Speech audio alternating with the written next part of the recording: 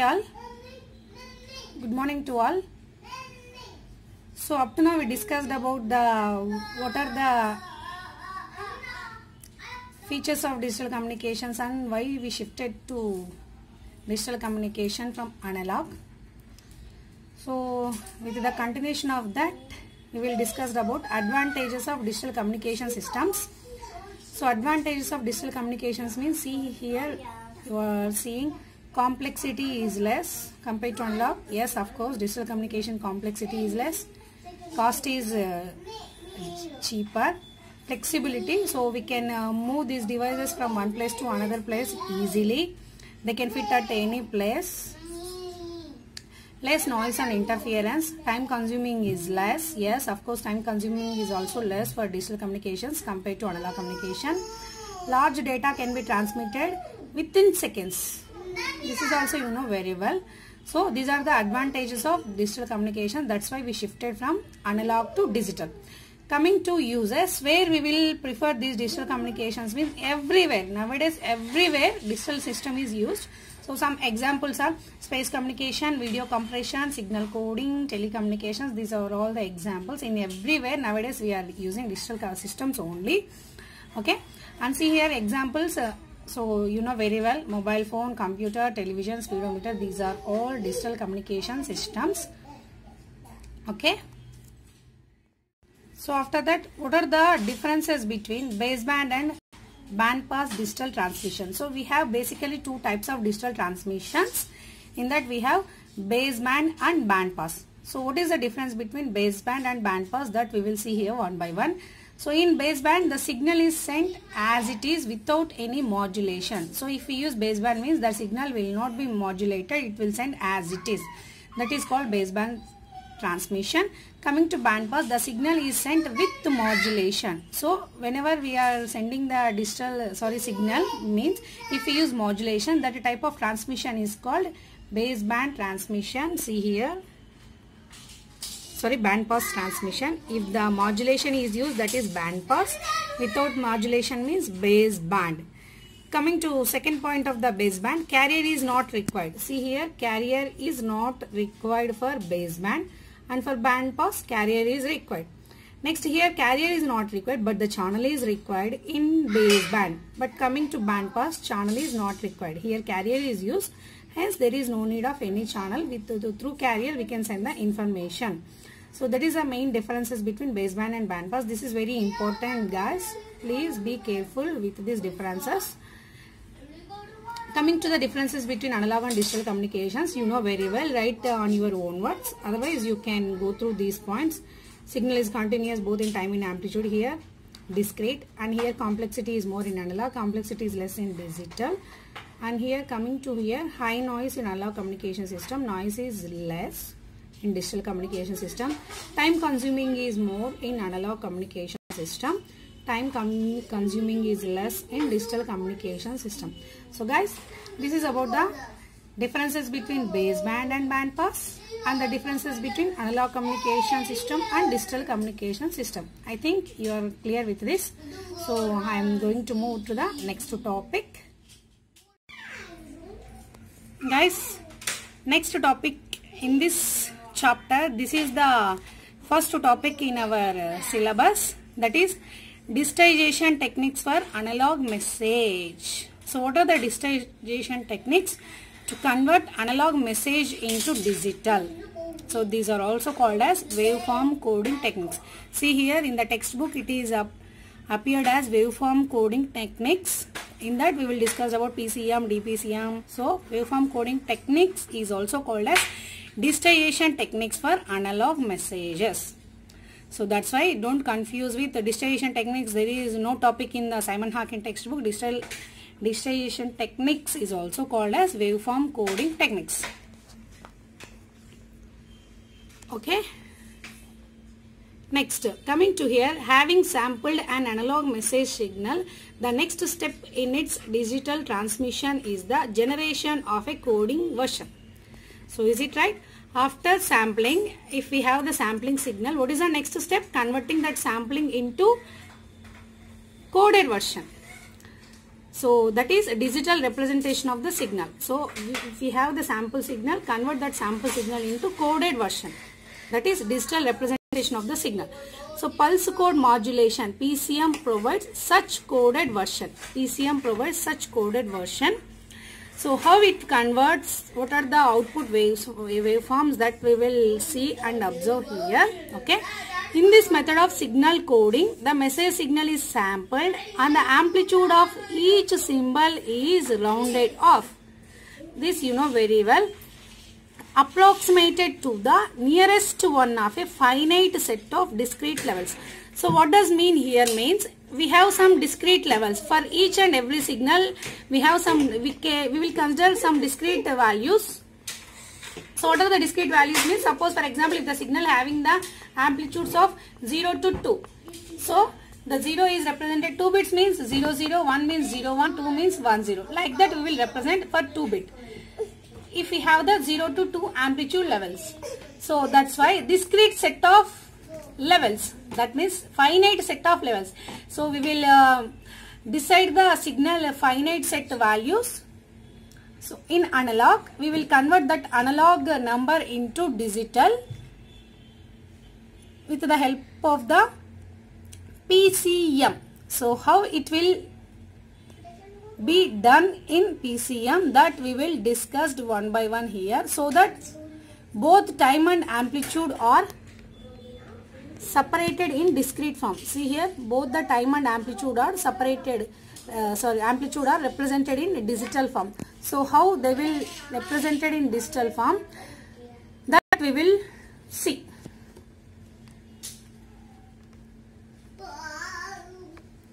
Okay, now it is a clear screen. Yeah, pulse code modulation is simple to understand. It was the first method to be developed for the digital coding of waveforms. So pulse code modulation is simple to understand, very easy to understand, and it was the first method to be developed for the digital coding of waveform. So to convert the analog signal into digital signal, what is the first waveform coding technique means? Pulse code modulation, and it is simpler when compared to the remaining techniques. First one is always simple only now. Okay, so this is about the introduction of the PCM. What we will do means we will convert the sample, and that sample is converted into discrete finite set of values. We will assign or approximated the sample signal to a set of discrete values, finite set of discrete values. How we will do, already you know very well, that is quantizing, after that encoding. Same process also done here. Okay, next, the use of digital representation of analog signal, that is example voice or video, offers the following advantages. So why we are representing the analog signal into digital representation? So these are the very important points, ma. The use of the digital representation of analog signals, example voice and video, how, so what is the what are the advantages and why we are representing? So that we will see here. Ruggedness to transmission of noise and interference. Ruggedness means, what is mean by ruggedness? Can anyone tell? Ruggedness. Yeah, ruggedness means very strong. So it is very strong to transmission noise and interference. That is one of the advantage of digital signal. Efficient representation of the coded signal along the transmission path. Efficient representation of the coded signal along the transmission path. That is one more advantage. And the potential for communication, privacy and securing through use of encryption. So here in digital communication, encryption is also main important part. So with this encryption, the data will be protected, and security is also more if we use the digital communication. With the help of the encryption, the data will be very secure with the help of the digital communication system. So that is one more advantage. Next, coming to the next one, the possibility of a uniform format for different kinds of baseband signal. So here we can send different types of formats with the help of the baseband signals. Different formats of baseband signals, we will send the uniform format data. So the possibility of a uniform format for different kinds of baseband signals, whatever may be the baseband signals, we can send the uniform format. That is a one more possibility of the digital communication system. I think I am clear with this. Okay, I am moving to next topic. If you have any queries, please write in the chat box, or you may write in the comment section also. PCM belongs to A. So here we are moving with pulse code modulation. PCM belongs to a class of codes known as waveform coders. So class of signal codes known as waveform coders. So PCM systems are complex in that the message signal is subjected to a large number of operations. So PCM systems are very complex. First one is always very complex. In that the message signal is subjected to a large number of operations. Yes, of course, first time we are doing means we will do number of operations. Not only this PCM system, in anywhere if we are doing first time means we will do so many operations. For example, if we take the code tantra, for this code tantra I have done so many times, I have taken so many times attempts. So how we have to do in code tantra? So we have so many classes related to DC if you observe. So I have taken the trial version. So that's why first time means always we may have number of operations. The example, live example I am telling. So the essential operations in the PCM system are sampling, quantizing and encoding as shown in figure. So I will show the figure. So see the figure. See here. This figure shows the basic essential elements or basic elements of a PCM system. So what are the basic elements of PCM system? These are all the elements of the PCM system: transmitter, transmission path and receiver. Transmission, transmission path and receiver. These are the basic elements of PCM system. We will discuss one by one in detail about the PCM block diagram. So see here, first of all, the essential operations in the PCM system are sampling, quantizing, encoder. So here we have sampler, see here, sampler, quantizer and encoder. So after these operations we will get the PCM wave. So here what is the sampling, quantizing and encoding operations are usually performed in the same circuit, that is transmitter circuit. See here, the sampling, quantizing, encoding operations are usually performed in the same circuit, which is called as analog to digital conversion. So we can say this circuit is analog to digital conversion. Why not? Yes, of course we can say. Why? Because the input is analog and the output is digital. That is PCM wave, that is in the form of digital. So the combination of sampling, quantizing and encoding process, the circuit is, we can say, as analog to digital conversion. So ADC can have sampler, quantizer and encoder generally. Okay. So regeneration of signal occur. Regeneration of signals occur at intermediate points along the transmission path. See here we have the transmitter. You know very well about sampling, quantizing and encoder. So here that is transmitter, and coming to here transmission path, regeneration of signals. So whatever may be the input here, that will be repeated with the help of the regenerative repeaters to avoid the noise in the transmission path. So that's why we have provided with the regenerative repeaters in the transmission path. So that is about the transmission path and transmitter. So still we didn't get the complete idea about the transmitter. In transmitter we will discuss about the quantizer of PCM, what are the noises introduced in the quantizer of PCM that we have to discuss in the next classes. So still the PCM analysis not at all completed. Okay, one by one we will discuss. Just I am explaining the block diagram, that's it. Already sampling and quantizing encoding is explained to you in the previous class. That's why I am moving to the next steps. Coming to here, receiver. So receiver is having again regeneration circuit to get the regenerated PCM wave as it is at the receiver also. Next coming to decoder. This is also you know very well about decoder. So exact opposition of encoder. Next reconstruction filter to get the analog signal again, that is low pass signal at the destination side. So on the last one is destination, that destination block is optional to you. So just reconstruction filter, after that you can just write output signal also, no problem. So here what is the input signal? Continuous time message signal, that is analog signal is the input. So at the encoder you will get the PCM output, that is digital output. After that at the destination you will get the again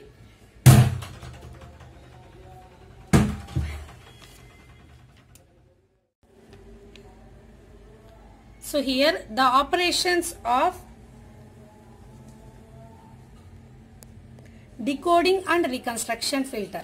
So the operations of decoding and reconstruction filter are usually performed in the same circuit. So that circuit is also called as what we call reverse process of transmitter. What we call it as digital to analog converter. So the operations of decoding and reconstruction are usually performed in the same circuit. That circuit is called as digital to analog converter. So in the transmitter we will use ADC, at the receiver we will use DAC, digital to analog converter. So at the last, at the destination you will get the analog signal, whatever may be the input signal, that we will get at the output signal.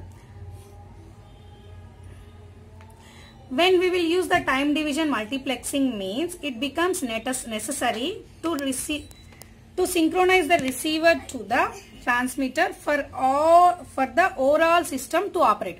So whenever we will use time division multiplexing, so if we use the time division multiplexing, then we should synchronize the receiver to the transmitter for the overall system to operate. So if we are preferring time division multiplexing means we should synchronize the receiver to the transmitter. You must know this one, it is very important. Note down this one.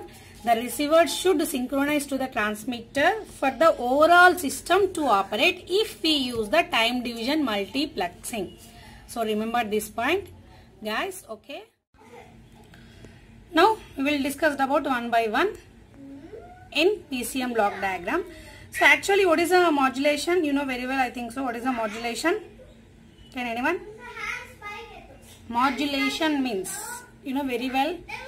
So varying the characteristics of the carrier in accordance with the instantaneous amplitude of the message signal or baseband signal is called modulation. So we will vary the characteristics of the carrier with the instantaneous values of the amplitude of the message signal, that is called the modulation. I think I am clear, you know it very well.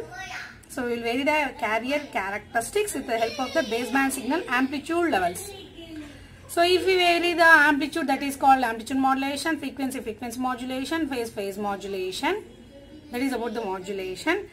Coming to here, in this, the only part of the PCM that conforms to this definition is sampling. So if we see the PCM block diagram, so with the modulation definition, the sync here is the process of the sampling. So the only part of the PCM that conforms to this definition is sampling. So after the sampling, we will get the modulated signal generally. So we will divide the signal into will vary the carrier characteristics with the amplitude of the message signal. That confirms the definition with this is sampling.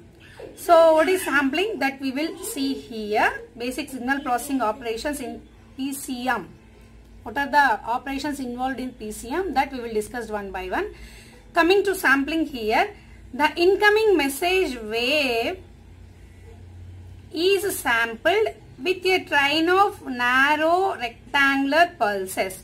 So the incoming message signal is sampled with a train of narrow rectangular pulses. Here it is sampled with train of narrow rectangular pulses. That is the difference here. The incoming signal is sampled with train of narrow rectangular pulses in this sampling process. That is the one of the difference coming compared to the analog modulation and this modulation. So in order to, why we are using this one means, in order to ensure perfect reconstruction of the message at the receiver, to get the perfect reconstruction at the receiver of the message, we will prefer sampling, and this sampling is incoming signal is sampled with the train of narrow rectangular pulses to get the perfect message at the receiver. And remember here, the sampling rate must be, what is the sampling rate generally for the modulation? Must be greater than twice the highest frequency component omega of the message wave. So if the omega is the highest frequency component of the message wave, then it should be twice the omega of the message wave. So that is the condition for the modulation, twice the highest frequency of the component of omega of the message wave. So you know very well what is the modulation condition. Next, here what is the use of the, I am talking about the sampler but not talking about low pass filter. Then what is the need of the low pass filter means, you know very well, low pass filter which allows only low frequency signals and attenuates the high frequency signal. That's why we will use low pass filter before the sampling. So low pass pre-alias filter is used at the end of the sampler in order to exclude means remove frequencies greater than omega before sampling.